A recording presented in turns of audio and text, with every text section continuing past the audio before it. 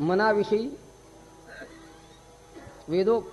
वेदोपनिषदापासून निळोबा महाराजांच्यापर्यंत सर्व संतांनी आपापल्या परीने विचार लिहिलेला.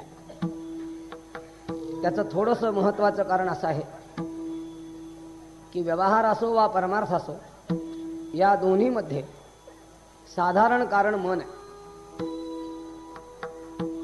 मनाची अनुकूलता ही व्यवहारालाही असावी लागते आणि परमार्थालाही असावी लागते. फार तर काय, मन हेच प्रपंचात आणि परमार्थामध्ये प्रधान आहे. मन जर स्थिर नसेल, मोक्ष तर होत नाहीच, पण प्रपंचही नीट धड होत नाही. म्हणून प्रपंचही नीट धड व्हावा असं वाटत असेल तर त्यालाही मनाची अनुकूलता असावी लागते.